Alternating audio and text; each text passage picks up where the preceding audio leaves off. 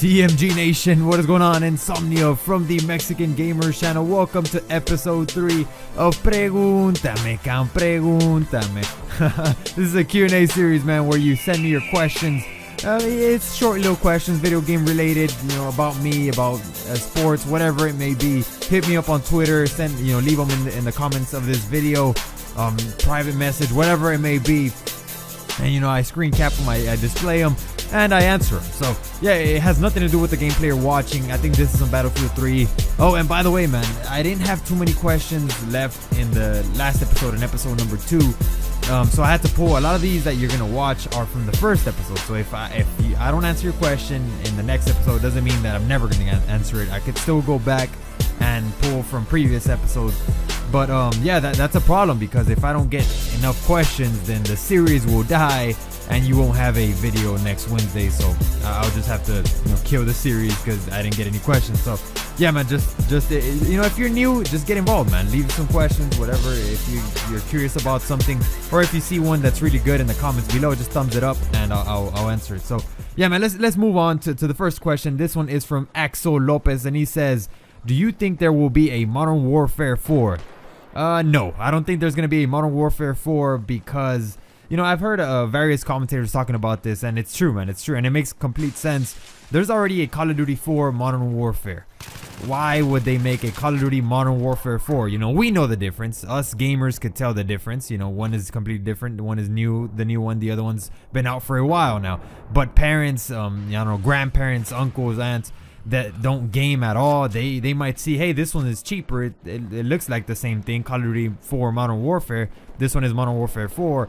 They might just buy the cheaper one, and they'll give their kid an old, 3, 4, I don't know how old, year-old game.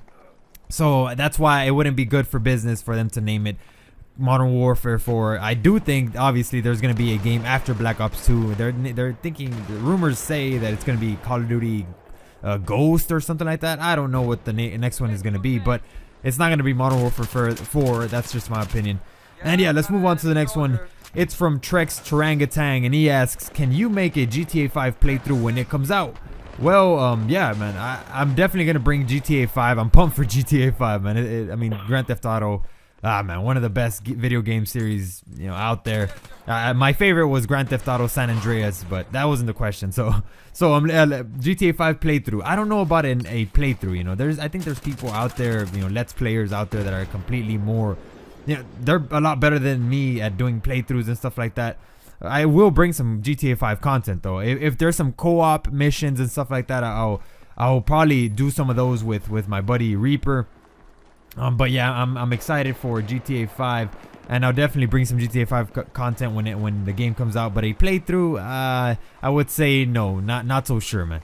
So let's move on to the next one. It's from Esteban D, and he asks, what do you drive? So what do I drive, buddy? I used to drive, well, let me just tell you what I drive right now, right? It makes sense. I drive a 2005 Chevrolet Tahoe, right? Which yesterday I was coming back from school. I pumped gas. I tried turning on the truck afterwards, and nothing would happen. The truck wouldn't start.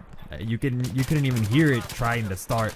So what I did, I knew it was something dealing with the battery. Like, I knew it was, because nothing would happen. None of the lights would work. Nothing.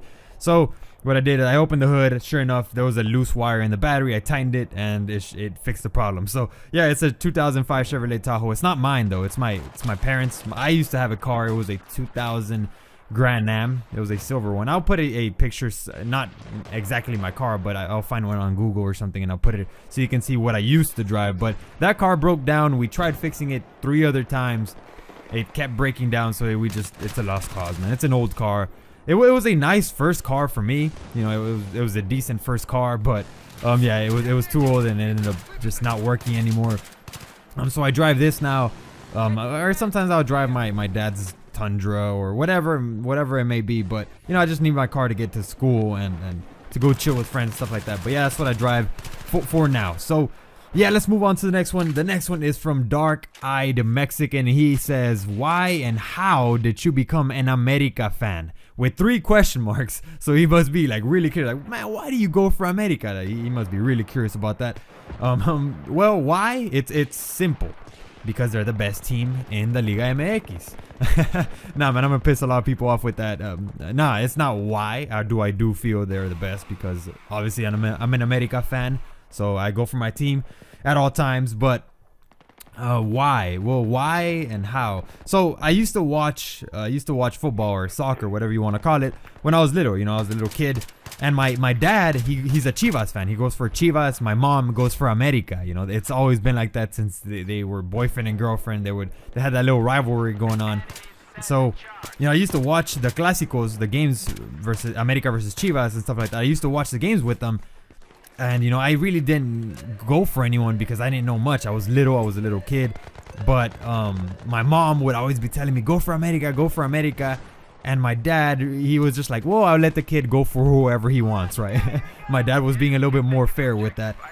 But, you know, I was just, you know, stunned and amazed by players like Cuauhtémoc Blanco, by players like Sage, by players like El Bam Bam Zamorano, Adolfo Rios, the keeper back in the day.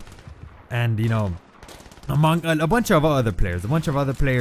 And, you know, I just grew up loving America. You know, especially Cuauhtémoc Blanco. He's probably my all-time favorite player. Guillermo Ochoa, Memo is probably also another one of my all-time favorites. So, yeah, man, I've always gone for America since I was a little kid. And I will always continue to go for America till the day that I die. I can assure you of that. So, yeah, man, hopefully I answered your question. I think I did. But let's move on to the next one. It's from that one dude over here. And he says, what's your all-time favorite multiplayer game? Well, I'd say my favorite is probably Black Ops 1. Black Ops 1.